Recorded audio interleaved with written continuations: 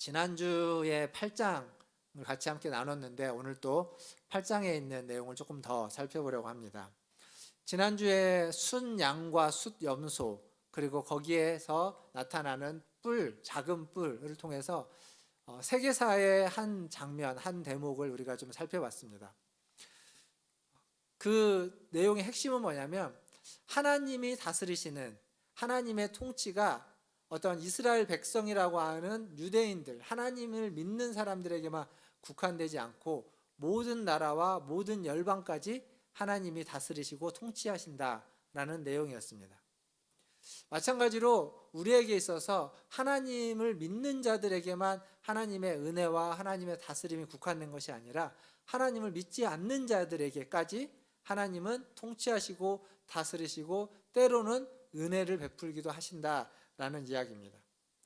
그러니까 어떤 나라이든 어떤 강대국이든 혹은 어떤 작은 나라를 할지라도 하나님은 모든 나라를 다스리고 통치하고 있다라는 것을 우리는 지난주에 이야기했습니다. 그리고 이제 오늘은 이 8장에서 한 두 가지를 더 살펴볼 것인데 그 하나는 지난주에 말씀드렸던 것처럼 정한 때, 언제까지 이 일이 있을 것이며 정한 때, 그 마지막 끝날은 어떤 날이냐, 그에 대한 이슈를 하나 다룰 것이고, 또 하나는 이 순양과 숫염소 그리고 뿔들로 대변되고 있는 어떤 권력자들, 그 왕들의 그들의 태도에 대해서 하나 더 살펴보려고 합니다. 먼저 우리가 볼 건 다니엘서 8장 4절 말씀을 한번 같이 보도록 하겠습니다. 지난주에 봤던 말씀인데 8장 4절 말씀 같이 한번 읽어보겠습니다. 시작. 내가 본즉 그 순양이 서쪽과 북쪽과 남쪽을 향하여 받으나 그것을 당할 짐승이 하나도 없고 그 손에서 구할 자가 없으므로 그것이 원하는 대로 행하고 강하여졌더라. 여기 보면 이 4절에 있는 이 순양은 지난주에 말씀드렸듯이 바사 제국, 페르시아 제국을 의미합니다. 근데 그들이 엄청 강하고 거칠어서 그들을 막을 수 있는 것이 아무도 없다는 겁니다. 그 손에서 어느 누구도 구할 자가 없다, 이렇게 이야기하고 있습니다. 그러면서 뭐라고 마지막 부분에 이야기하냐면 그것이 원하는 대로 행하고 강하여졌더라. 즉 페르시아 제국은 자기네들이 원하는 대로 할 수 있습니다. 어느 나라든 다 자기가 이길 수 있고 또 더 강해지고자 하면 더 강할 수 있는, 원하는 대로 했다는 겁니다. 이 원하는 대로라는 표현이 이 다니엘서에 반복해서 나오는데 다른 데에는 자기 마음대로 혹은 자의대로, 자기 뜻대로 이렇게 표현돼서 나오고 있습니다. 11장에 가보면 11장 3절과 16절에 또 비슷한 표현이 나오는데 11장 3절과 16절 같이 한번 읽어보겠습니다. 3절입니다. 장차 한 능력 있는 왕이 일어나서 큰 권세로 다스리며 자기 마음대로 행하니라. 16절 오직 와서 치는 자가 자기 마음대로 행하리니 그를 당할 사람이 없겠고 그는 영화로운 땅에 설 것이요 그의 손에는 멸망이 있으리라. 자, 이렇게 앞에서 제가 말씀드렸던 것처럼 원하는 대로 자기 마음대로, 즉 강한 힘을 가지고 있는 권력자들은 자기가 원하는 대로 자기 마음대로 무엇이든지 행하고 있습니다. 그러니까 영토를 확장하는 것도 전쟁을 벌이는 것도 자기가 원하면 얼마든지 할 수 있는 겁니다. 자기가 원하는 대로 그 어떤 나라든지 빼앗아 올 수 있고 또 무슨 일이든지 자기 뜻대로 할 수 있습니다. 근데 이게 고대 사회의 권력자들만 그러느냐? 그렇지 않습니다. 지금 이 시대에도 마찬가지입니다. 권력을 가지고 있는 사람, 힘이 있는 사람, 권세자들은 자기가 원하는 대로 무엇이든지 할 수 있다라고 생각하고 그렇게 하려고 합니다. 근데 그것이 마땅치 않은 것임에도 불구하고 고대나 현대나 권력자들, 힘이 있는 사람들은 여전히 똑같은 일을 행하고 있다는 겁니다. 근데 이게 사실은 모든 사람들이 하고 싶어 하는 것 아닐까요? 이게 굳이 힘이 있는 사람은 힘이 있기 때문에 그렇게 하지만 힘이 없는 사람이라 할지라도 힘이 있으면 나도 내가 하고 싶은 대로, 힘이 있고 권력이 있고 강하고 여유가 있고 물질이 있고 뭐든지 할 수 있는 여건이 된다면 우리도 다 내가 하고 싶은 대로, 내가 원하는 대로, 내 마음대로 하고 싶지 않을까요? 여러분은 어떻습니까? 할 수 있다면 여러분이 원하는 대로 하고 싶지 않겠습니까? 사실 우리가 그렇게 못하는 건 그만한 힘이 내게 없기 때문이고 그만한 권력이나 강함이 내게 없기 때문이지 않을까 싶습니다. 그렇다면 이 왕들이, 권력을 가지고 있는 권세자들이 그렇게 자기가 원하는 대로 하고 있다라는 이 말씀은 우리에게 무엇을 말해주고 있는 걸까요? 그냥 그들의 욕심이 과해서 그들이 욕심대로 살아가는 것을 우리는 따라가지 말고 욕심 부리지 않고 그냥 자족하면서 살아가는 것, 그것을 우리에게 말해주고자 하는 걸까요?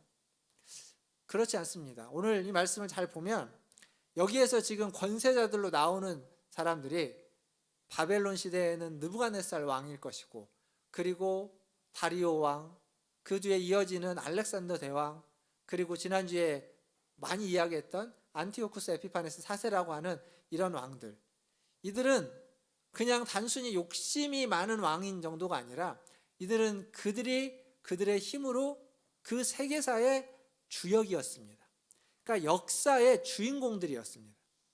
다른 말로 바꾸면 모든 세상을 그들이 좌지우지하는 그러한 힘과 그러한 권세를 가지고 있는 왕들이었습니다. 즉 무슨 얘기냐면 그들은 자기네들의 힘으로써 온 땅을 자기 뜻대로 할 수 있다라고 생각했고, 그 힘을 더 강하게 만들어서 결국 어디까지 이르렀냐면 그들이 스스로를 신이라고 여길 만큼, 스스로를 신이라고 여기고 그렇게 불려지도록 하는 데까지 이르게 된 겁니다. 즉 그들은 자기 자신이 세상의 주인, 세상을 다스리는 세상의 주인이라고 생각하는 데까지 이르게 된 겁니다. 역사의 주인이라고 생각하게 되는 거죠. 하지만 우리가 이 다니엘서를 읽다 보면 이미 앞에서 그렇게 세상의 주인이라고 생각하고 역사의 주인이라고 생각했던 왕들이 이미 그렇지 않다라고 고백했던 부분이 나옵니다. 다니엘서 4장에 가보면 느부갓네살 왕이 있는데, 느부갓네살 왕은 바벨론에게 있어서는 가장 강한 왕이었는데 그 왕이 갑자기 광인이 되죠. 미쳐가지고 7년 동안 짐승처럼 지내면서 왕자에서 쫓겨납니다. 그리고 7년을 그렇게 보내다가 다시 제정신이 들어서 온전해져서 왕자로 복귀한 후에 그가 그 7년의 경험을 통해서, 그 사건을 통해서 깨달은 것을 고백하는 장면이 나옵니다. 그게 4장 35절인데 다니엘서 4장 35절을 같이 한번 읽어보겠습니다. 35절 시작. 땅의 모든 사람들을 없는 것 같이 여기시며 하늘의 군대에게든지 땅의 사람에게든지 그는 자기 뜻대로 행하시나니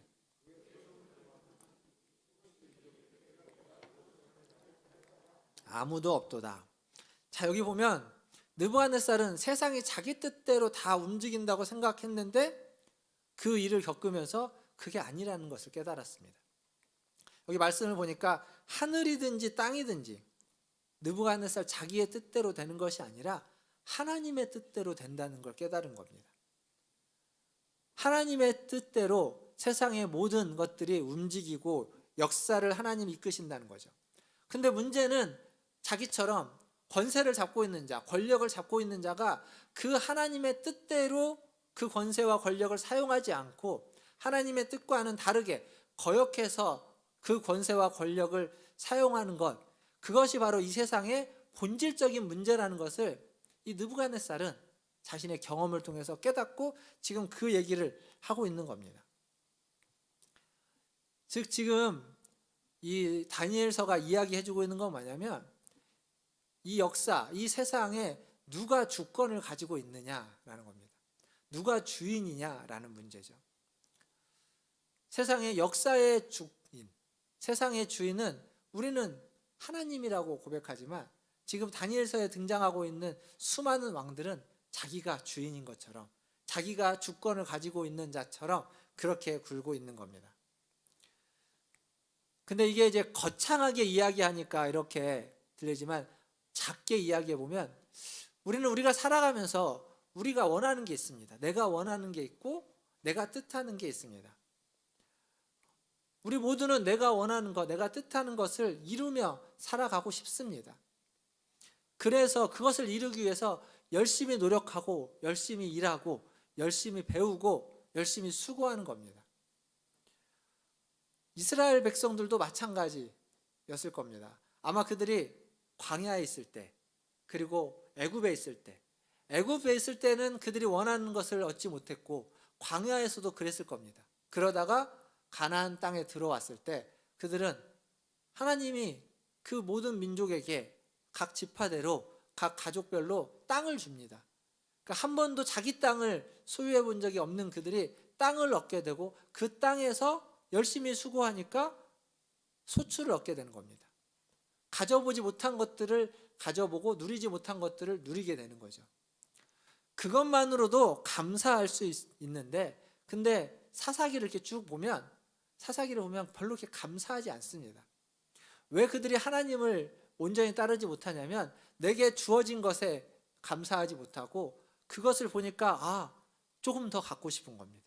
조금 더 갖고 조금 더 많아지면 지금의 자신의 삶이 더 여유로워지고 더 풍성해지고 더 윤택해지고 더 안전해지고 더 행복해질 것처럼 느껴지는 겁니다.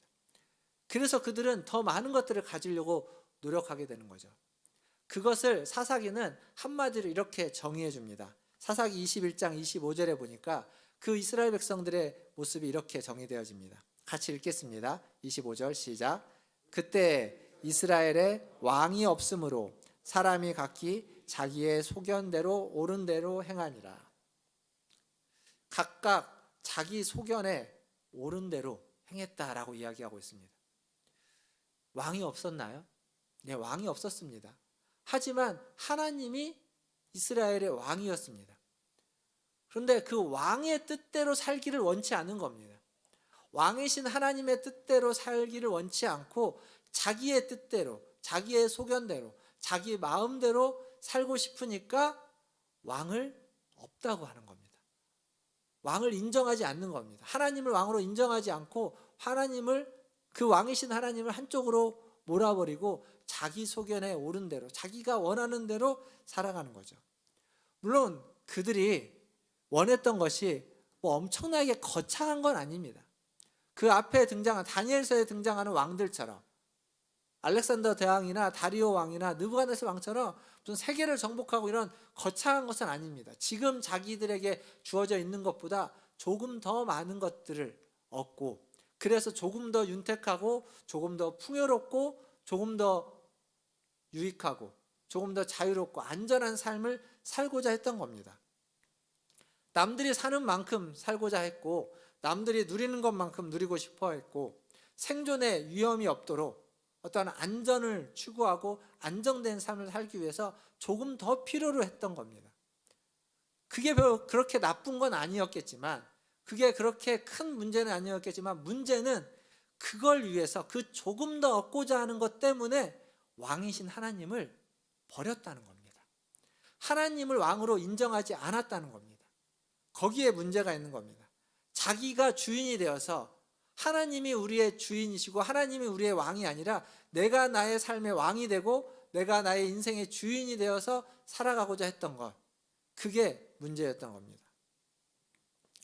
사랑하는 성도 여러분, 우리도 지금보다 조금 더 넉넉하고 지금보다 조금 더 풍요롭고 지금보다 조금 더 안전하고 편안하게 사는 것을 원하는 것, 그것이 뭐 그리 나쁜 것이겠습니까? 그건 저나 여러분이나 우리 모두가 원하는 인지상정의 욕망입니다. 욕구입니다. 그게 그리 나쁘지 않습니다. 근데 문제는 그것을 추구해 나가면서 그것을 원하면서 하나님을 버려버리는 겁니다. 하나님을 주인으로, 주님으로 섬기고 의지하고 붙잡고 따르지 않고 하나님을 놓고 하나님을 뒷전으로 밀어놓고 내 마음과 내 원함과 내 소견에 따라서 움직여간다는 것, 그게 문제인 겁니다. 여기 계신 저나 여러분, 우리 모두는 하나님을 믿는다고, 하나님을 신뢰한다고 이야기합니다. 하지만 과연 우리가 그 하나님께, 하나님을 주인이라고, 주님이라고 믿으면서 그 하나님께 우리의 모든 것을 다 맡기고 있습니까? 우리의 모든 것을 다 하나님께 맡기고 하나님의 뜻대로 우리의 모든 것이 움직여지고 이루어지고 선택되어지고 있습니까? 아니면 하나님을 믿지만 그 믿음이 내 소견, 내 원함을 채워주는 하나님의 도구로, 하나의 도구로서, 하나의 방법으로서 하나님을 믿고 따르고 하나님을 신뢰한다라고 여기고 있지는 않습니까? 우리는 하나님이 우리의 주인이라고 고백하는 사람들입니다. 그리스도인은, 성도는 하나님을 주님으로 믿고 따르고 있는 사람들입니다. 그러면 그 하나님의 뜻이 무엇인지 알아야 됩니다. 종은요, 주인의 뜻대로 움직이고 주인의 뜻을 파악해서 그 뜻에 맞춰서 일을 하는 사람입니다. 주인의 뜻과 아무 상관없이 내 뜻대로 내가 하고 싶은 일을 하는 사람은 종이 아닙니다. 그 사람은 자유인입니다.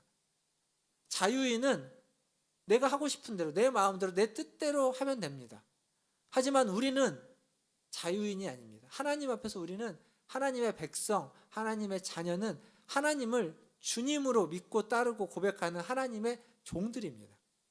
그래서 하나님이 어떤 마음을 가지고 있는지, 하나님이 어떤 생각을 가지고 있는지, 하나님의 뜻은 무엇인지에 대해서 관심을 가지고 있어야 되고, 그것을 들어야 되고 알아야 되고, 그 하나님의 마음에, 그 하나님의 뜻에 순종하는 겁니다.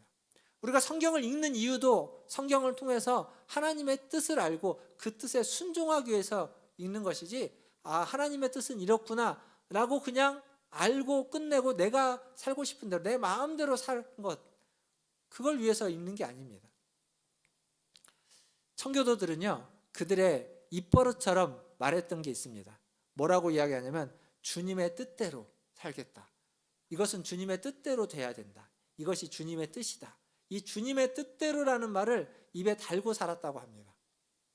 왜 그랬을까요?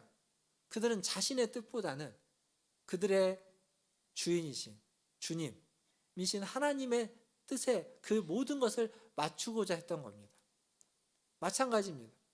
우리가 하나님의 백성이라면, 우리가 하나님의 자녀라면, 우리가 하나님의 종이라면 우리도 주님의 뜻에 우리의 모든 것을 맞춰야 됩니다. 오늘 이 자리에 나와서 예배하시는 우리 모든 성도님들, 주님의 뜻이 무엇인지를 깨달아 아시고 그 주님의 뜻에 우리의 모든 것을 맞춰서 주님의 뜻대로 살아가시는 저와 여러분 다 되시기를 주님의 이름으로 축원드립니다.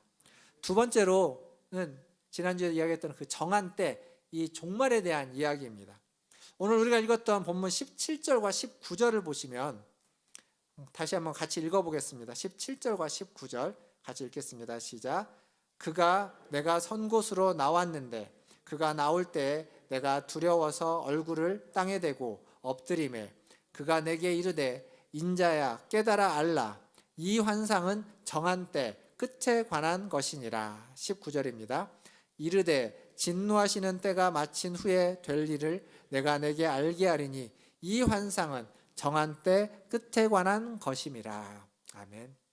여기 반복해서 뭐라고 되어 있냐면 이 환상은 정한 때 끝에 관한 것이다 라고 이야기하고 있습니다. 이 다니엘서 8장은 결국 그 환상, 그 묵시는 종말의 때에 대한, 종말에 대한 이야기를 지금 환상으로 보여주고 있다라는 이야기이기도 한 겁니다. 근데 이것 때문에 수많은 거짓 교사들이 수많은 거짓 예언을 했고 그 예언으로 말미암아서 많은 문제들이 발생했죠. 그러니까 그들이 이 다니엘서, 이 8장을 비롯한 다니엘서 말씀을 근거로 합니다. 몇 가지 예를 들어보면, 우리가 이제 다니엘서 8장에 지난주에 읽었던 14절에 보니까 2300주야라고 되어져 있죠. 이 2300주야를 2300년이라고 해석을 해서 그 다니엘이 지금 환상을 보고 있는 그때로부터 2300년 후에 종말이 온다라고 계산을 해가지고 2300년 후가 언제냐면 1843년과 1844년 사이에 예수님이 재림하는 종말이 온다라고 주장했던 사람이 있습니다. 침례교 목사였던 윌리엄 밀러라는 사람이 그것을 주장했습니다. 1843년과 1844년 사이에 종말이 온다. 예수님이 재림하신다. 근데 그때 종말이 왔을까요? 안 왔죠. 그가 말했던 그때 안 오자 그가 그 기간을 조금 더 연장합니다. 한 6개월 정도. 근데 연장을 해도 여전히 안 왔습니다. 이 윌리엄 밀러를 추종했던 사람들이 종말이 예수님이 재림하지 않자 굉장히 큰 실망을 합니다. 그런데 실망을 하기는 했지만 여전히 그 밀러를 추종합니다. 따라갑니다. 그래서 밀러가 교단을 하나 만듭니다. 그 교단을 우리가 잘 아는 교단입니다. 우리가 일명 뭐라고 부르는 교단이냐면 안식교라고 부르는 교단입니다. 제7일 안식교, 예수 재림교회. 이게 이제 그 교단의 풀 명칭인데 제7일 안식일 예수 재림교회. 이게 일명 안식교라는 교단이 이때 1844년에 시작되게 됩니다. 우리가 안식교를 이단이라고 하는 데에는 이런 역사가 있기 때문입니다. 재림에 대한 역사. 근데 이게 안식교에만 있느냐? 그렇지 않습니다. 여호와의 증인, 우리가 잘 알죠? 여호와의 증인도 1914년에 예수님이 공중에 재림한다라고 주장했습니다. 근데 그들은 왜 1914년이라고 했냐면 이 밀러는 다니엘서 8장을 근거로 했는데 여호와의 증인은 다니엘서 4장을 근거로 합니다. 4장에 7대가 나오는데 이 7대를 7이라는 숫자를 가지고 이제 어떤 식으로 계산을 하냐면 1년이 365일이죠. 근데 무슨 근거로 왜 365일 중에 5를 빼고 360을 근거로 했는지는 모르겠는데 360 곱하기 7년 해가지고 이걸 연으로 계산합니다. 거기에다가 마이너스 606 이게 이제 다니엘이 환상을 본 때다라고 해요. 이게 BC이기 때문에 마이너스로 빼는 겁니다. 그렇게 계산을 하니까 1914가 나와서 이 1914년이 예수님이 재림하는 때다. 공중 재림하는 때다. 이렇게 이야기합니다. 이 숫자 노름이거든요. 이게 2300주야를 2300년으로 계산할 근거가 하나도 없고 갑자기 365일인데 360으로 그걸 바꾸고 왜 7대를 그 날짜와 계산을 했는데 이게 연수가 되고 왜 606년을 왜 빼야만 하는지에 대해서 뭐 AD하고 BC하고 AD니까 그건 그렇게 뺄 수 있다고 생각을 하는데 그렇게 계산을 해야 되는 근거가 없습니다. 이 숫자 가지고 하는 이 숫자 노름 그렇게 해서 마지막 때를 찾아가려고 하는 노력이라면 노력들. 근데 제가 지금 방금 말씀드렸던 이 두 건만 있는 것이 아니라 1940년대에서 1990년대까지 이러한 숫자를 가지고 종말을 예언하고 종말을 주장했던 사람들이 200여 명이 넘습니다. 엄청나게 많이 최근까지도 이러한 일들이 있었다는 이야기입니다. 제가 그 중국에 단기 선교로 갔을 때 그때 이제 중국의 그 광동성, 광저우라고 하는 곳에 갔는데 거기에 전 세계적으로 되게 유명했던 지하교회가 있습니다. 말이 지하교회지 수천 명이 모이는 교회입니다. 수천 명이 모이는 교회에 그 지도자를 만나기 되게 어려운데 우리가 방문한 그때 그분이 계셨습니다. 그래서 그분을 직접 만날 수 있었는데 저희 갔던 한 10여 명의 사람들하고 이제 그분하고 만나서 저희를 이제 인솔했던 분들 중에 중국에서 유학을 하신 분이 계셔서 중국어 통역을 해주시는데 그 지도자였던 그 목사님이 어떤 얘기를 주로 했냐면 666 관련된 얘기를 주로 했습니다. 666이 유럽연합이다. 그래서 유럽연합이 적그리스도와 같은 일을 하고 있다. 이게 이제 그때가 2000년도였을 겁니다. 아마 제가 갔던 데가. 그러니까 지금부터 한 20년 이상 전인데 그때 그 얘기를 굉장히 오랫동안 하셨습니다. 뭐 거의 한 1시간 정도 저희가 있었는데 한 40-50분을 그 얘기를 하신 것 같습니다. 근데 그때만 해도 우리나라의 이 666이 유럽연합이다라는 얘기는 이미 오래전 얘기였습니다. 80년대, 90년대 있었던 일이지 2000년대에는 더 이상 그렇게 이야기하지 않을 때입니다. 그러니까 이 숫자를 가지고서 그렇게 어떤 단체를 지목해서 했던 것들이 이미 이제 너무 과한 잘못된 이해이고 해석이다라고 지나갔을 때인데 그분은 그걸 주장하고 그걸 아주 중요하게 여겼습니다. 왜 그러냐면 지하교회라는 곳의 특성상 이 종말 예수님의 다시 오심을 간절히 기다리고 있었던 그들의 그 열망이 그렇게 투영된 겁니다. 근데 우리나라 기독교 역사에도 이게 지워지지 않는 일이 하나 있죠. 1900 시한부 종말론이라고 되는 92년 10월 28일 우리가 너무도 잘 아는 다미선교회 이장님 목사 여기에는 여러 가지 이유가 있습니다. 이 이장님 목사는요, 우리가 너무도 잘 아는 기독교 출판사에서 근무하고 있었습니다. 지금도 가장 큰 대형 출판사입니다. 거기에 근무를 했고 정통교단에서 목사 안수를 받은 목사입니다. 근데 그가 왜 이 다미 선교를 만들었냐면 그 일을 하던 중에 직통 계시를 받았다는, 하나님께로부터 직통 계시를 받았다는 어린아이 3명을 만나게 됩니다. 그 3명을 만나서 그 3명을 데리고 다미 선교회를 만들어요. 그래가지고 책을 씁니다. 그 3명의 이야기를 가지고. 그 책이 다가올 미래를 대비하라. 그 책이 그 출판사에서 이제 출판되게 되는 거죠. 그래서 한국 사회와 그 한인교회들, 외국에 있는 한인교회들까지 이게 굉장히 센세이션을 일으킵니다. 92년 10월 28일 예수님이 재림한다. 제가 기억하기로 그때 그 자정에 방송국에서 중계를 했지 않습니까? 그 방송을 중계했습니다. 근데 아무런 일이 일어나지 않죠. 사실 92년 그 9월 달에 9월 24일 날 이장님 목사는 사기죄로, 사기범으로 체포당합니다. 체포당하면서 그의 그 재산을 이렇게 압류할 때 거기에 무기명 채권이 있는데 그 채권 만료일이 93년도입니다. 그러니까 93년도에 그 무기명 채권을 이제 현금화시킬 수 있는 거죠. 그러니까 이장님 목사가 사기죄로 그 구속이 되는 이유가 그런 데 있는 겁니다. 어쨌거나 아무런 일이 일어나지 않았습니다. 그 한 4년 5년 동안의 한국 사회를, 한국 기독교를 들썩날썩했던, 제가 기억하기로 제가 총신대 그때 다니고 있을 때 총신대 그 본관 앞에 10월 28일이라고 누가 밤에 락카로 크게 글씨를 써놓고 그때를 대비한다, 그런 일이 그 총신대 안에도 있었습니다. 그 정도 있었던 일인데, 근데 이게 거짓이라는 게 드러났잖아요. 도대체 왜 사람들은 이런 것에 미혹되었을까요? 왜 우리는 그걸 그렇게 거짓이라고 쉽게 단정짓지 못하는 걸까요? 제가 이 다니엘서 7장 설교를 시작하면서 우리가 이 환상에 대해서, 이 묵시에 대해서, 계시에 대해서 쉽게 내치지 못하는 이유는 우리 기독교 자체가 계시 종교이기 때문이다라고 말씀을 드렸습니다. 근데 이 직통계시라고 하니까 그걸 쉽게 잘못됐다라고 얘기하지 못하는 겁니다. 거기에다가 그걸 주장하는 사람이 정통적인 교단의 목사이고, 그리고 번듯한 아주 훌륭한 기독교 출판사에서 근무하고 있고, 그리고 어린아이들이 그걸 이야기하고 있고, 이런 여러 가지 것들이 들어가는 거죠. 또 하나님의 말씀을 근거로 하는데 그 말씀을 묵시의 말씀, 지금 우리가 보고 있는 이 묵시의 말씀을 마치 역사서처럼, 율법서처럼 문자 그대로 적용하고 해석하려고 하는, 어찌 보면 굉장히 순수하고 순진한 성도들의 모습이 이게 결부되면서 그 거짓에 분별하지 못하고 미혹되어 버리는 겁니다. 사도 바울이 갈라디아서 6장에 가보면 너희도 시험을 받을까 두려워하라, 이런 말을 하고 있습니다.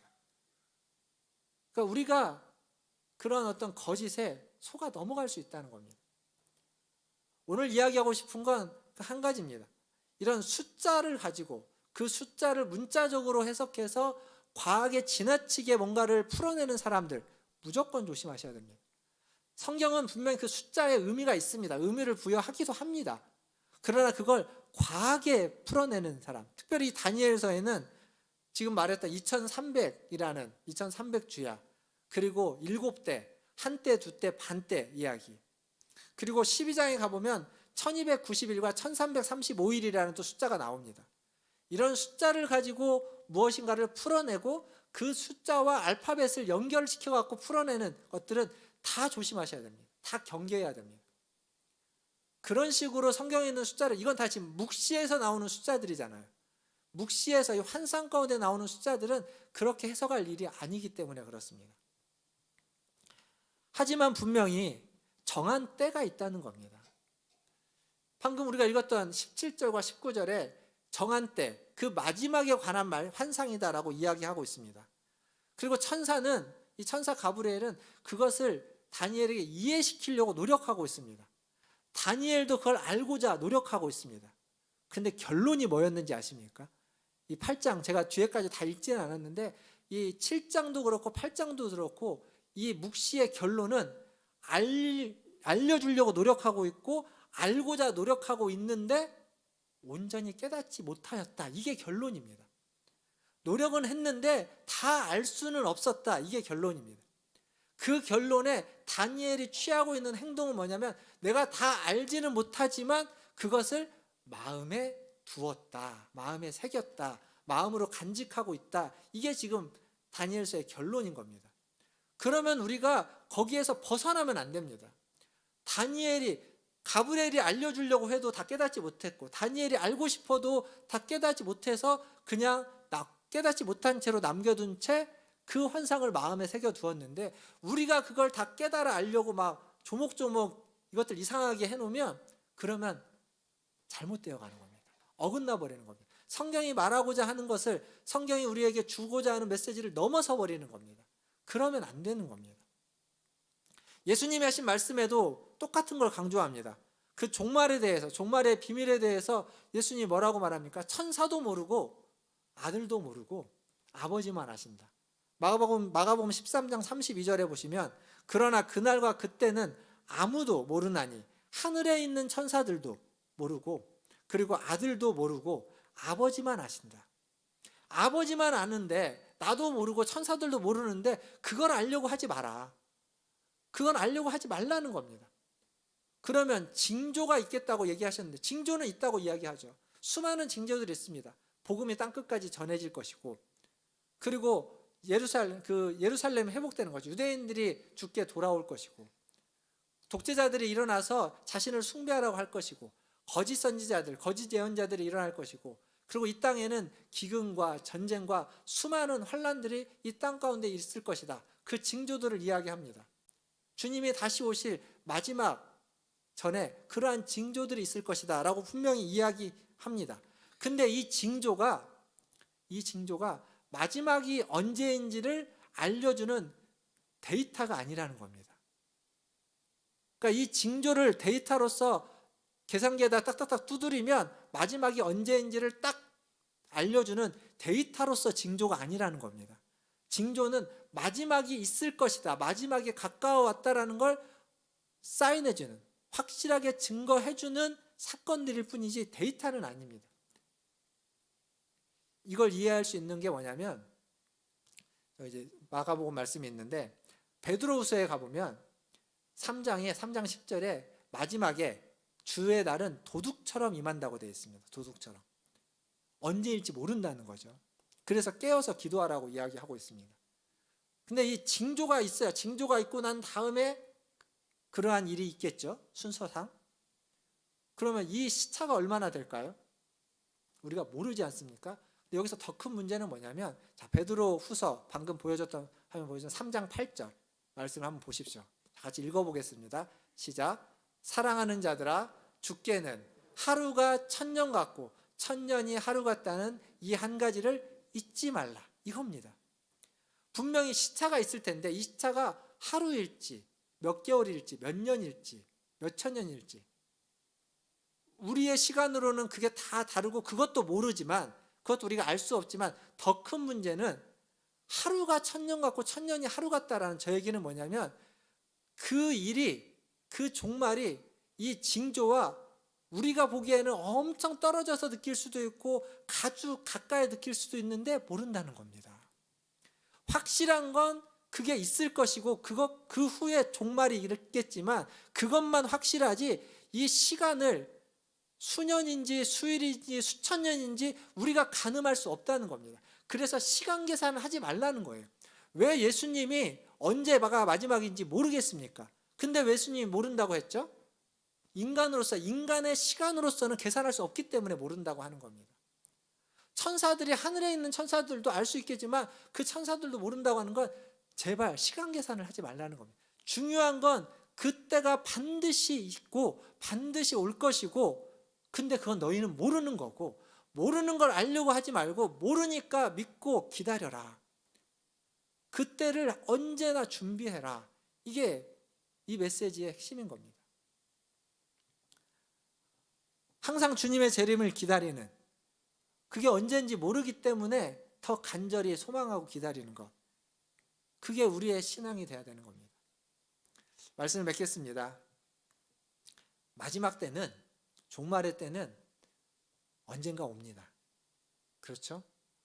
실제 예수님의 재림이 아니어도 그 종말론의 우리 조직신학에서 종말론을 이야기할 때는 종말론은 크게 두 가지로 나눕니다. 하나는 예수님이 다시 오시는 재림의 종말, 그리고 또 하나의 종말은 뭐냐면 개인의 종말입니다. 예수님이 다시 오시는 때만 종말이 아니라 내가 죽으면 그게 나의 종말입니다. 예수님이 다시 오시는 때랑 아무 상관이 없이 나는 끝나는 겁니다. 내 인생은 종말을 맞이하는 겁니다. 그때가 언젠지 우리는 모릅니다. 아직 내가 건강하기 때문에 좀 많은 시간이 남아있다 이렇게 생각할 수 있지만, 건강해도 비 때문에, 폭우 때문에, 사고 때문에 사건이 일어나서 언제 종말을 맞이할지 우리는 모르는 일입니다. 그러니까 항상 깨어 있어야만 하는 겁니다. 주님이 언제 오실지 모릅니다. 계산하거나 또 그것을 언젠지를 발견하려고 하는 신앙, 그건 바른 신앙이 아닙니다. 모르는 걸 모르는 대로 받아들이는 겁니다. 그리고 그걸 모르는 걸 믿는 것, 그게 믿음이고 신앙입니다. 그리고 모르기 때문에 주님을 의지하고 주님을 신뢰하고 주님을 붙잡고 하는 겁니다. 우리가 모른다는 것, 우리가 부족하고 무능하다는 건, 그건 잘못된 것이 아니라, 그건 안 좋은 것이 아니라, 그래서 무능하기에, 무지하기에 우리는 주님을 신뢰하고 주님을 의지하고 주님을 붙잡고 주님을 믿고 살아가는 것입니다. 사랑하는 성도 여러분, 부족한 게 있습니까? 무지한 게 있습니까? 무능한 게 있습니까? 그래서 하나님을 더 신뢰하시고 하나님을 더 의지하십시오. 그리고 그렇게 하나님을 의지하고 신뢰해야만 우리가 이 땅을 살아가면서 겪게 되는 여러 어려움들, 고난들, 환난들, 그것을 능히 견뎌내고 이겨낼 수 있는 줄 믿습니다. 여러분의 삶 가운데 그 어떤 시련이 찾아와도, 어떤 어려움이 찾아와도 그 주님을 믿는 그 믿음과 신뢰함으로 그 시련과 어려움을 이겨내고 견뎌내고 인내하시는 우리 모든 성도님들 다 되시기를 주님의 이름으로 축원드립니다. 기도하겠습니다.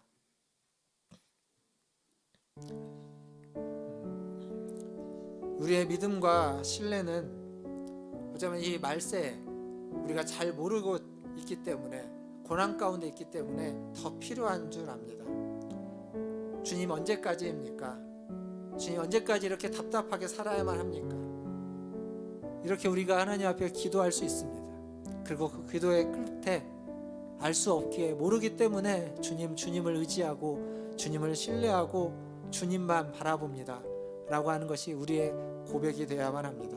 오늘도 그 고통 가운데, 그 어려움 가운데 믿음을 달라고, 인내할 수 있는 힘을 달라고 하나님 앞에 같이 함께 기도하며 나아가겠습니다. 기도하겠습니다.